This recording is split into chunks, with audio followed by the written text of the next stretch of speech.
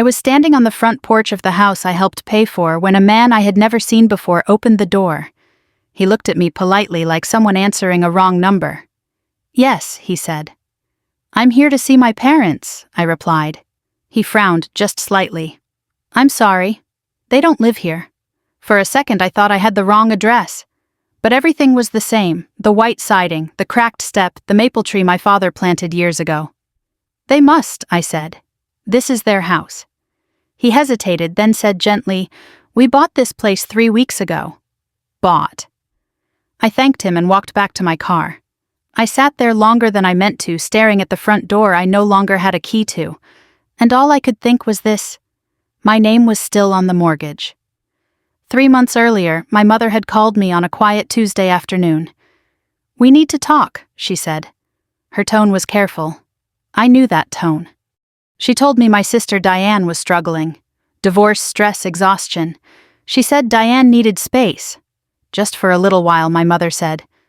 Later, my father added, "You're stronger than she is." You'll understand.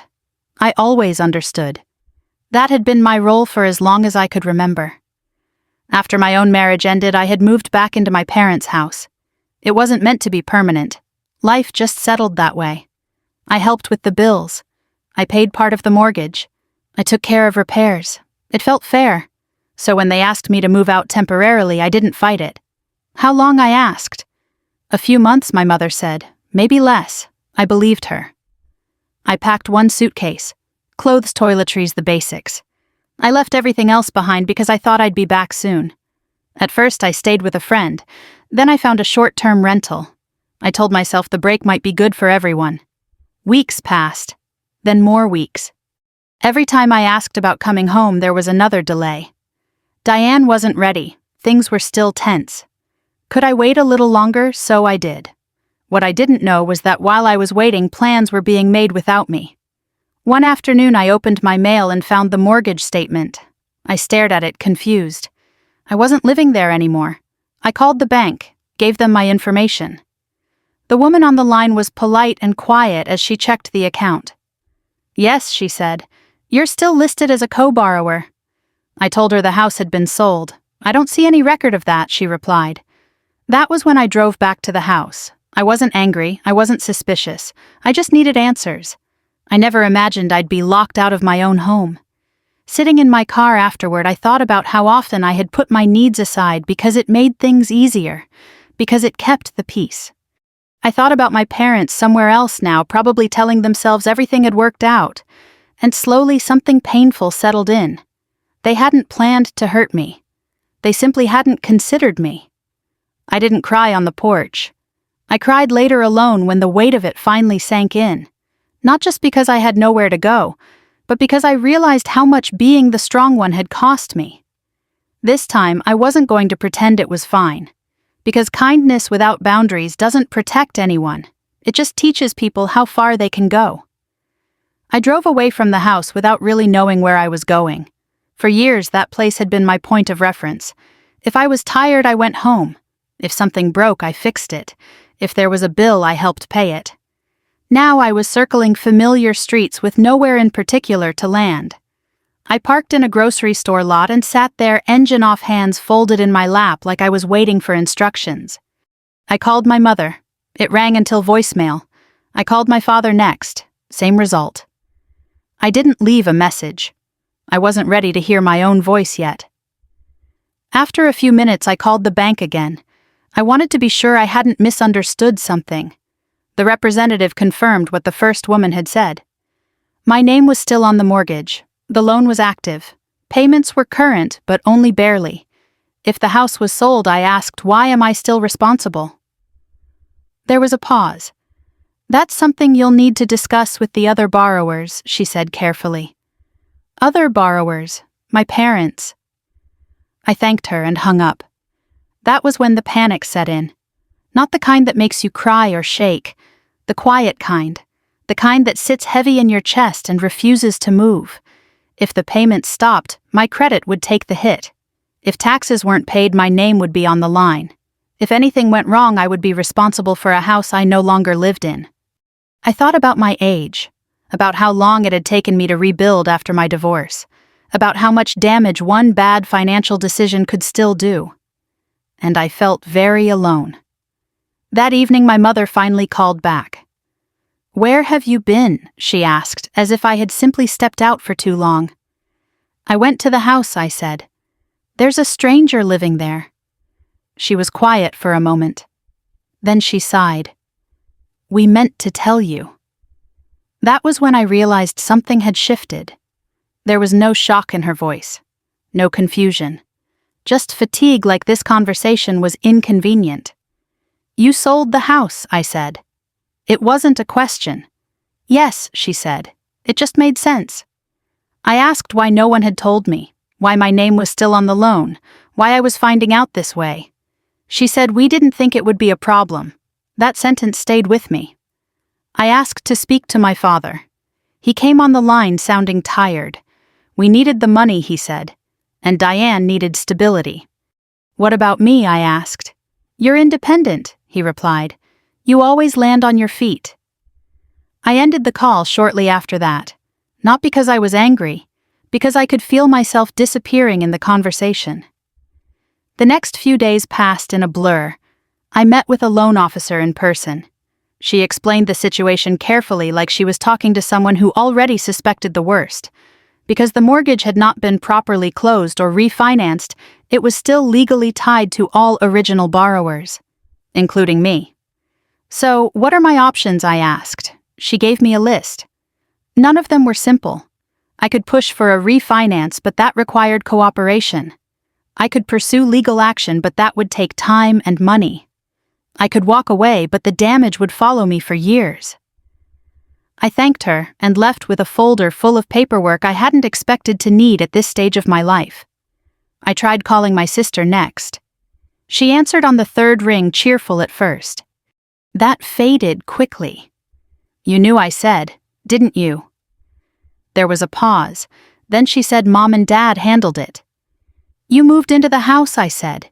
"You stayed there while I left." She defended herself, said she was going through a hard time, said she needed help, said it wasn't personal. "It always is," I said quietly. She accused me of being dramatic, of making things difficult, of turning family matters into legal problems. That word, legal, hung between us. When we hung up, I felt something settle in me. Not anger, clarity. That night I barely slept. I kept replaying conversations from the past, moments I had brushed off, comments about how things would work out, how I was good with paperwork, how I was more capable. I realized how often responsibility had been handed to me without my consent simply because I had always accepted it. I wasn't furious, I was hurt and tired. But underneath that, something else was growing. Resolve. I wasn't going to scream. I wasn't going to threaten. I wasn't going to burn bridges, but I wasn't going to disappear either. The next morning I made a list. Names, dates, documents I needed, questions that required answers. I scheduled an appointment with a legal aid office recommended by the bank. I gathered old bank statements and mortgage papers I still had access to. For the first time since this started, I felt steady. Not because things were fixed, but because I had stopped waiting for someone else to fix them. I still loved my parents. I didn't want to punish them. I didn't want to humiliate my sister. What I wanted was fairness. And I was beginning to understand that fairness doesn't arrive on its own. Sometimes you have to ask for it, clearly, calmly, and in writing. The days after that felt heavier than the ones before. Nothing dramatic happened, no shouting, no sudden collapse. Just a steady pressure that followed me everywhere, like carrying something too heavy for too long and pretending it wasn't there. Every morning I checked my mail before I did anything else. I didn't expect good news, but I needed to know what I was facing. The mortgage statement arrived right on time. So did the property tax notice. My name was still printed neatly on both. I paid what I could. Not because I thought it was fair, but because I knew what missing a payment would do to my credit. At my age, rebuilding wasn't something I wanted to test again. I kept thinking, this can't be real. But it was. Friends noticed something was off. I smiled less. I declined invitations. When people asked how I was doing, I said fine, because anything else felt too complicated to explain. There's a certain kind of embarrassment that comes with being taken advantage of by your own family. It makes you question your judgment, makes you wonder how much of this was your fault. I replayed the moment my mother said, "Just for a little while." I replayed my own answer. I wondered why I hadn't asked more questions. I went back to the bank a second time, hoping someone might tell me there was a simple fix I had missed. There wasn't. The loan officer explained things again patiently. Because my name was still on the mortgage, I was legally responsible. It didn't matter that I didn't live there. It didn't matter that I hadn't agreed to sell. "What if they stop paying?" I asked. She didn't hesitate. "It will affect you." That was the moment fear finally caught up with me. I wasn't afraid of confrontation. I had handled hard conversations before. What scared me was how quickly stability could slip away if I did nothing. I drove home afterward and sat in my car keys still in my hand, thinking about how much I had worked for the small sense of security I had rebuilt after my divorce. One wrong move could undo all of it. My parents avoided my calls for several days after that. When they finally agreed to meet, it was at a diner near their new place. Neutral ground, public, safe. They looked older than I remembered, smaller somehow. That made it harder. My mother started talking right away. She explained how the sale had seemed like the easiest option, how Diane needed help, how everything had happened so fast. My father nodded along quiet. I listened. I didn't interrupt. When she finished, I said, "You sold a house I was still legally tied to." My mother frowned. "We didn't think it would hurt you." That sentence again. I asked why no one told me. Why no one asked me to sign anything. My father finally spoke. "We thought you'd be okay with it." I looked at him. "You thought. You didn't ask." The conversation went in circles after that. They apologized, but only halfway. There were explanations, but no real accountability. When I brought up the mortgage, my mother waved it off. "That will get sorted." I realized then that they didn't understand the seriousness of it, or maybe they didn't want to. I left the diner feeling calmer than I expected. Not relieved, just clear. That night I barely slept. I wasn't angry enough to shout. I wasn't sad enough to break down. I was stuck in between, and that was worse. I thought about how often I had been described as easygoing, how that word had followed me for years like a compliment. Easygoing meant I didn't make trouble.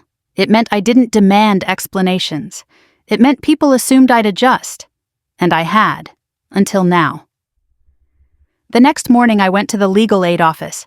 The woman I met with was about my age. She spoke plainly. No scare tactics, no promises. She asked questions, took notes, reviewed the documents I brought. "You're not powerless here," she said finally. That sentence landed differently than all the others I'd heard. She explained my options carefully. What I could request. What I could challenge. What kind of timeline I should expect. None of it was fast. But it was real. Before I left, she said something I hadn't expected. "This happens more than you'd think, especially in families. Especially when one person is seen as the responsible one." I nodded. That part felt familiar. I called my sister again later that day. This time I didn't accuse. I didn't argue. I asked questions. She admitted more than she meant to. That she had pressured our parents, that she assumed I would figure it out, that she hadn't thought about the mortgage because it wasn't in her name. "I didn't think it would fall back on you," she said. "But it did," I replied.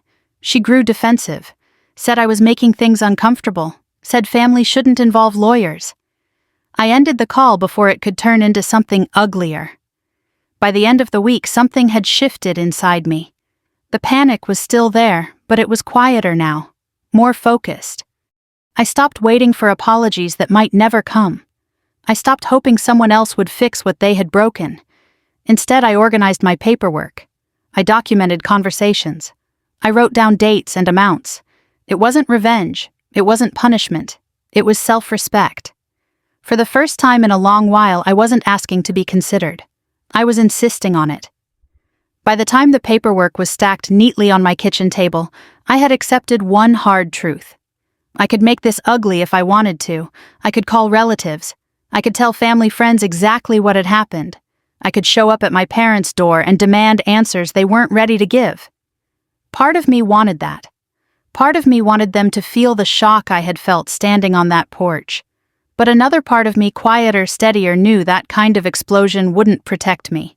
It might feel satisfying for a moment, but it would leave damage I couldn't undo. At this stage of life, I didn't want drama. I wanted resolution. So I chose not to explode. I went back to the legal aid office with more documents, old bank statements, emails, copies of checks I had written over the years. The counselor reviewed them carefully. "You've been financially contributing long enough to have standing," she said. "And because your name is still on the loan, you have leverage." Leverage was not a word I had ever associated with myself. She explained what that leverage looked like.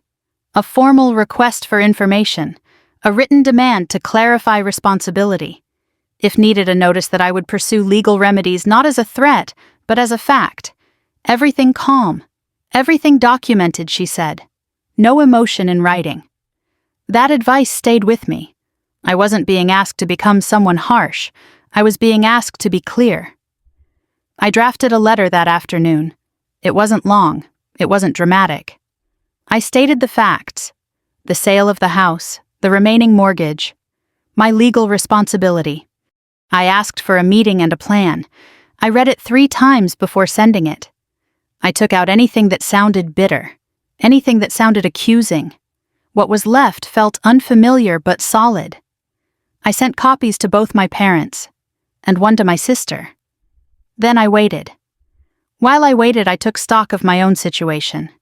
I tightened my budget, cut back where I could, made sure I had enough set aside to cover at least 2 more mortgage payments if necessary. I didn't tell many people what was going on, not because I was ashamed, but because I wanted to see how this would unfold without outside noise. Still, there were moments when anger bubbled up unexpectedly. In the grocery store, in the shower, late at night when sleep wouldn't come. I let it pass. Anger had its place, but it wasn't going to lead this. My parents responded a week later. They agreed to meet. This time we met at their new home, a smaller place neatly kept. I noticed right away how relieved my mother looked not to be in the old house anymore. We sat at the table, no small talk. I laid out the situation calmly, explained what the bank had told me, what legal aid had advised, what could happen if payments stopped. My father listened closely. My mother grew quiet. When I finished, my father rubbed his hands together slowly. "We didn't understand all of this," he said. I believe that I replied. "But not understanding doesn't remove responsibility." That was the first moment the conversation shifted. They asked questions, real ones this time, about timelines, about consequences, about what I wanted. I told them the truth. "I want my name removed from the mortgage," I said. "Or I want to be compensated fairly. I'm not trying to punish anyone. I'm trying to protect myself." My sister sat stiffly, arms crossed. She said little. After the meeting, I went home feeling drained but lighter. For the first time since this began, I felt heard. Not fixed, not resolved, but acknowledged. That night, I thought about how close I had come to reacting out of pure emotion, how tempting it had been to lash out. Choosing restraint hadn't been easy. It still wasn't. But it had opened a door that anger would have slammed shut. Over the next few weeks, conversations continued, some uncomfortable, some productive. Documents were requested, numbers were reviewed. My sister became increasingly uneasy. She hadn't expected the situation to turn formal. She accused me of making things complicated. I told her quietly, they already were. What surprised me most was how steady I felt as things moved forward. I wasn't enjoying this process, but I wasn't afraid of it either. I was learning something important about myself. I could stand my ground without raising my voice. I could demand fairness without cruelty. I could protect my future without destroying my family. That realization changed the way I saw everything that followed, Because sometimes the strongest response isn't retaliation, it's clarity. The paperwork didn't lie even when people did. Once numbers and dates were laid out in front of everyone, the story my parents had been telling themselves began to fall apart. Quietly, without drama, just fact by fact, line by line. We met again 2 weeks later this time with documents spread across the table. Mortgage statements, closing disclosures, bank letters. The legal aid counselor didn't attend, but her advice echoed in my head as I spoke. Stay calm. Stick to facts. My father adjusted his glasses and leaned closer to the papers. I could see the tension in his shoulders. He had always been a careful man, proud of paying his bills on time. Seeing his name attached to something unstable clearly shook him. "This says the loan was never closed," he said slowly. "That's right," I replied. "The sale didn't remove any of us from responsibility." My mother pressed her lips together. "We thought the buyers handled all that." "They handled their part," I said. "Not ours." The room went quiet. For the first time, no one tried to minimize what had happened. No one said it would work itself out. The consequences were finally real. My sister broke the silence. "I didn't know it would turn into this," she said. Her voice was tight, defensive. I looked at her. "What did you think would happen?" She shrugged, eyes darting toward our parents. "I thought you'd be okay. You always are." That sentence landed harder than anything else she could have said. It wasn't cruel, it was honest. And it revealed more than she realized. She had assumed my resilience meant I didn't need consideration. As the discussion continued, pieces of the truth surfaced. My sister had pushed for the sale.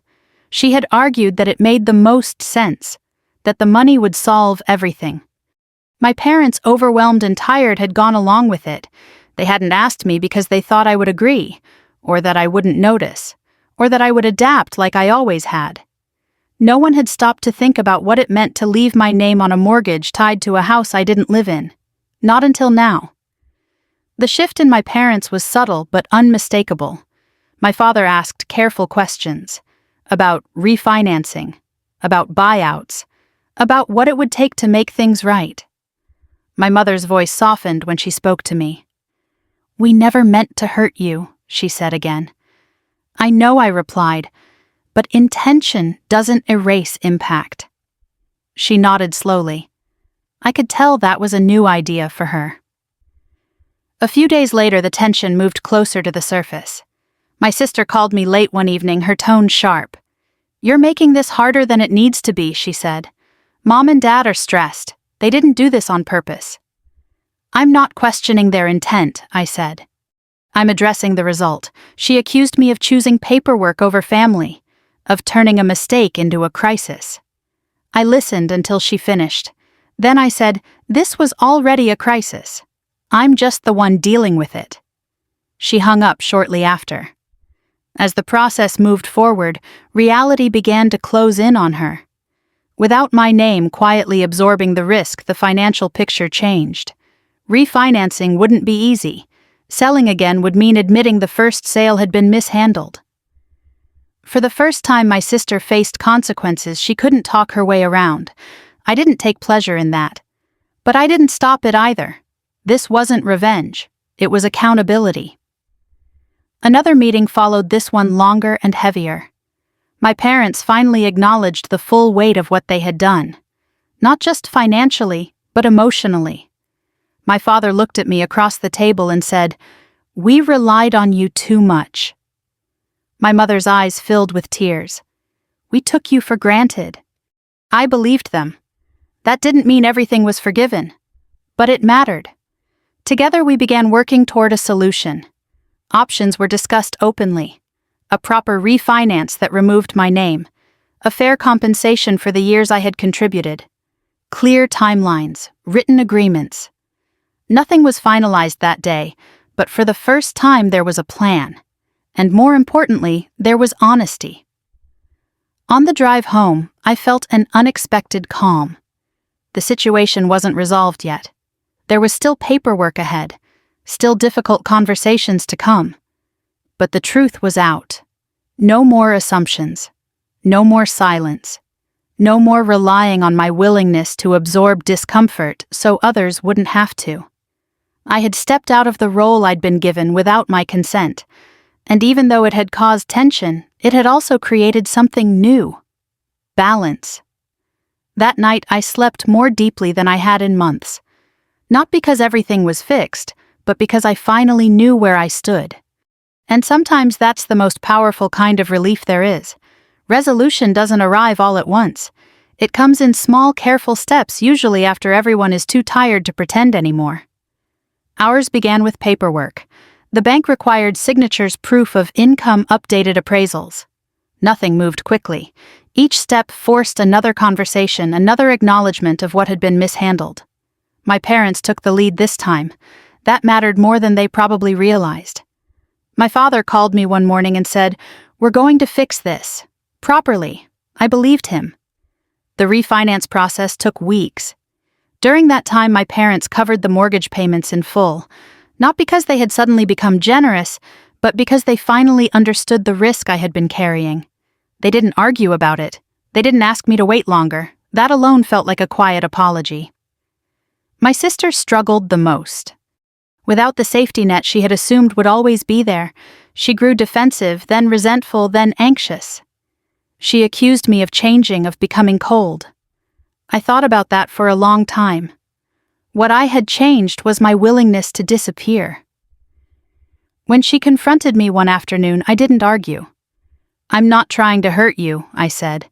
"I'm trying to stop being hurt." She didn't respond right away. As the refinance moved forward, another conversation had to happen. Compensation. I hadn't planned on asking for it at first. Part of me still felt guilty, like asserting my contribution was somehow unkind. But the legal counselor had been clear. "You invested real money," she said. "Acknowledging that isn't selfish." So I did. We sat together again, parent, sister, me, and talked numbers. Contributions, repairs I had paid for, years of shared expenses. It wasn't comfortable, but it was honest. My parents agreed to compensate me fairly once the refinance was complete. Not as a favor, as recognition. That distinction mattered. When the paperwork was finally signed and my name was officially removed from the mortgage, I felt a release I hadn't expected. Not relief exactly. Closure. For months I had carried the weight of something that wasn't mine to fix alone. Letting it go felt like setting down a heavy box after a long walk. I went home that night and slept without checking my phone or my email. For the first time in a long while, there was nothing pending. Our relationships didn't snap back to what they had been before. I wouldn't have trusted that if they did. Instead, something quieter took shape. My parents became more careful in the way they asked for help, more aware of the cost of assumptions. They apologized again this time without explanations attached. My sister and I kept our distance for a while. Eventually, she reached out not to argue but to admit she hadn't understood what she had asked of me. "I thought you were unbreakable," she said. "I'm not," I replied. "I'm just responsible." That conversation didn't fix everything, but it softened something that had been hard for a long time. What surprised me most was how different I felt inside. I hadn't won anything. I hadn't defeated anyone. There was no dramatic moment of triumph. What I had gained was steadiness. I no longer felt the need to prove I could handle everything. I no longer felt obligated to smooth over situations that made me uncomfortable. I had learned that protecting myself didn't require cruelty, just clarity. As things settled, I noticed how often people my age carried similar stories. Quiet ones. About being relied on too much. About being expected to absorb inconvenience because we always had. We don't talk about those things often. We don't want to seem difficult, or ungrateful, or dramatic. But silence has a cost. And I had paid enough of it. Repair doesn't mean pretending nothing happened. It means acknowledging what did and choosing to move forward without repeating it. My family wasn't perfect. Neither was I. But we were more honest now. And that honesty, hard-earned as it was, gave us a chance to rebuild on firmer ground. Not by erasing the past, but by learning from it. When everything finally quieted down, I expected to feel triumphant. Instead, I felt thoughtful. Life didn't return to the way it had been before, and I'm glad it didn't. That version of normal had depended too much on my silence, on my willingness to absorb discomfort so others wouldn't have to. What came after was slower, calmer, more deliberate, and it taught me lessons I wish I had learned earlier. I learned that love without boundaries can slowly turn into obligation. For years I believed that being kind meant saying yes, that being supportive meant stepping aside, that keeping the peace was worth the personal cost. But peace built on one person's sacrifice isn't peace at all. It's imbalance. I had confused patience with strength. I had mistaken endurance for virtue. And while those qualities can be admirable, they can also make you invisible if you're not careful. I learned that paperwork matters more than promises. That's not a romantic lesson, but it's an important one, especially later in life. We grow up believing that family operates on trust alone, that written agreements are cold or unnecessary, that love will fill in the gaps. Sometimes it does, and sometimes it doesn't. A signature isn't a sign of distrust, it's a sign of clarity. It protects relationships from misunderstandings that can quietly destroy them. I wish I had known that before I packed that suitcase. I learned that speaking calmly can be more powerful than shouting. There were moments when anger felt justified, moments when I could have said things that would never be taken back. Choosing restraint didn't make me weak. It kept doors open that anger would have closed forever. That didn't mean staying silent. It meant choosing words that carried weight instead of fire. I also learned something difficult about family. Sometimes the people who love you can still hurt you, not out of cruelty, but out of carelessness, out of habit, out of a lifetime of seeing you as the one who will adjust. That realization was painful, but it allowed me to see my parents as human again, flawed, limited, capable of regret. It allowed my sister and me to eventually speak honestly, even if our relationship would never be simple again. Forgiveness, I've learned, doesn't mean forgetting. It means remembering clearly and choosing not to carry bitterness forward. Today my life looks steadier than it did back then. I live in a place that is fully mine. My finances are in order. My relationships are quieter but more honest. When my parents ask for help now, they ask differently. And I answer differently too. Not out of resentment, out of respect for them and for myself. If you're listening to this and parts of it feel familiar, I want you to know something. Being reliable does not mean being expendable. Being kind does not require self-erasure. And standing up for yourself does not make you difficult, it makes you whole. If you've ever been asked to just wait a little longer or to be patient at your own expense, I hope my story gives you permission to pause, to ask questions, to protect what you've worked so hard to build. If this story resonated with you, consider sharing it with someone who might need to hear it. And if you'd like to hear more stories about family boundaries and quiet strength later in life, I invite you to subscribe and join this space. Sometimes the most powerful changes don't come from dramatic revenge, but from learning when to finally say, "This matters too."